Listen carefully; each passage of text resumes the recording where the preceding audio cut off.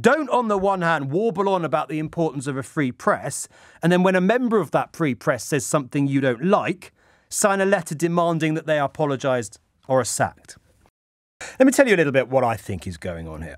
I think, as I said to you a little earlier, this crisis is entirely self-inflicted. That every step of the way this week, the BBC has shot itself in the foot and fuelled this row. The decision to lead the 10 o'clock news show with a story about what one of the BBC's own presenters had tweeted about the government policy, rather than talk about that policy and the implications of it, was absolutely balmy. That was the BBC saying, of everything going on in this country at the moment, of all the consequences of what the government had just announced, what we think is the very most important story around is what our Match of the Day presenter thinks about it.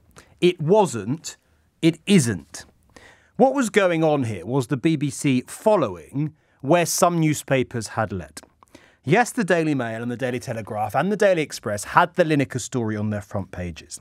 But the BBC is supposed to set the agenda, not just follow what the right-wing newspapers are doing. That's why it gets so much of taxpayers' money.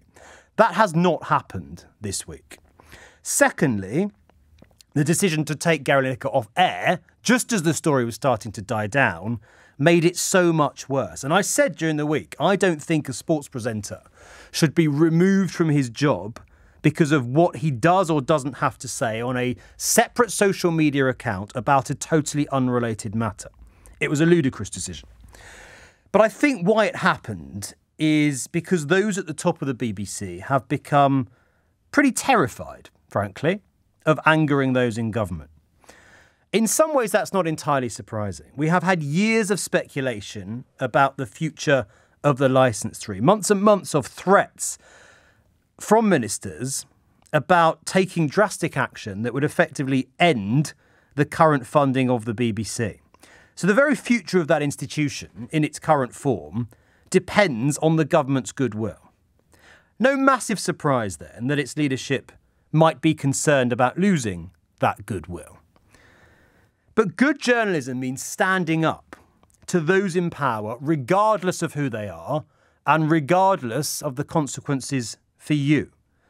That's what heroic journalists in countries far more autocratic than ours are doing every single day.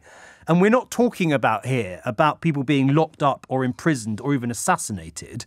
We're talking about having a funding model changed. And if that is enough, as I suspect it partly was, to cow those at the top of the BBC into caving to government pressure, well, I don't think it reflects particularly well on them. Have those running the BBC behaved not in the public interest this week, but in their own? Maybe. But we also have to look at the government role in all of this. We have to look at those who are exerting the pressure, not just bowing to it. And I would say this. To the MPs and peers, 26 of them at last count, who signed a letter to the BBC demanding that the organisation take action against Gary Lineker.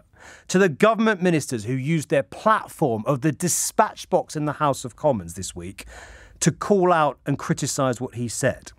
If you are an elected politician and you think it is your place to pressure the independent state broadcaster into forcing a senior presenter to apologise for criticising your policy, that is not how an elected politician in a liberal democracy should behave. Don't, on the one hand, warble on about the importance of a free press, and then when a member of that free press says something you don't like, sign a letter demanding that they apologise or are sacked. It makes a complete mockery of anything else you have to say about the free press. And it's the sort of behaviour we expect from politicians in Russia or Cuba or Iran, not the UK. It's not your place. So yes, we can have a debate about what Gary Lineker said, but it is absolutely, resolutely not the job of government ministers to use their platforms and their influence to slag off senior presenters at the public service broadcast. It's totally inappropriate, and it's a very, very slippery slope in my view. So fine, Rishi Sunak might put out a statement last night saying Gary Lineker's role is an issue for the BBC. Fine. But it's pretty hollow, isn't it, when his ministers have spent the entire week vocally using their platform to pile pressure on the BBC to do something about Gary Lineker. They didn't see it as just a job for the BBC. And my worry is that those in power are increasingly using their power to try to pressure people in the media into doing what they want or don't want. There's the threats about the licence fee. Look at how certain journalists were banned from briefings under Boris Johnson's government. Look at how the same government boycotted certain shows or stations when they didn't ask questions that they liked or in a way that they liked. Count how often a journalist who asked a particularly difficult question at a government press conference wasn't offered another question for weeks or months. And the letter from Tory MPs and statements from ministers this week is the latest example of politicians and people in power, I think, trying to unduly influence those in the media. And that should worry us all. So yes, criticise the BBC for caving in to that pressure. But let's not let off the hook people who are using that platform that we've given them as elected officials to pile that pressure on in the first place. That's my view on this. 36 Tory MPs, by the way, not 26, who have signed that letter, Tory MPs and peers. Lots more calls to come on this. 0345 6060 973. Let me know where you are and what you've made of the events of the last week.